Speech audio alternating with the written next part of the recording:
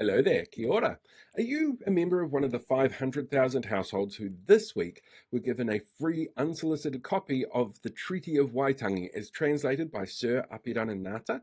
Well, you're just the first wave. You see, the New Zealand Centre for Political Research, whose website is incorrect on the ones they put out over the last couple of days, they've got a plan of distributing 1.4 million copies of this document out to people. And it's a fascinating thing to unpack. For a start, NZCPR is what we would consider an alt-right think tank. Set up by Dr. Muriel Newman, a former ACT Party MP, they've pushed things like gun lobby groups, anti-trans spokespeople. They've claimed the country is currently in the middle of an apartheid regime, that the media can't be trusted, that woke is really, really evil and out to get you, that Māori are just on a gravy train thanks to the treaty, and they, this week, platformed the Prime Minister. They have a really, really specific ideology, and we can see that in their past actions, like the 2002 local body election, where they worked really closely with Voices for Freedom in Northland to make sure that the 3 local body councils that are up there were filled with people who didn't believe in the idea of creating Māori wards. Nothing to do with hospitals, Chantal. But they worked so specifically with them that they were creating false websites, sending out mailers. They poured a whole bunch of money into trying to make people believe that it was against their interests to allow this to happen. So they have form.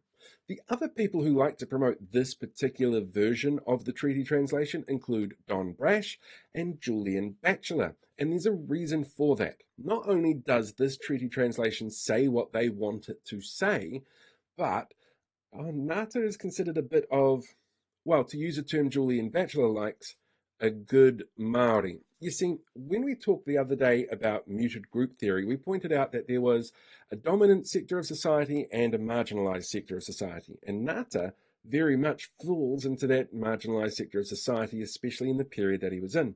Now, he is a fantastic orator, and he did amazingly well in Parliament, but those are all systems that were set up really specifically for Europeans.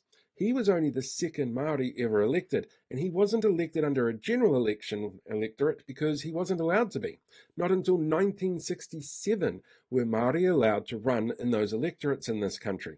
So he was being run and voted in by groups that had different days for elections, that weren't necessarily run and organised as well as a general electorate. He had a whole bunch of systems that were essentially making it hard for people like him to get involved. But once he was in Parliament, he did a ton of work. We're trying to help build up to Ao Māori and basically look after his people in different ways. He was a fantastic supporter of things like poi and haka and gardening and learning to farm and building elements within maraes and helping people.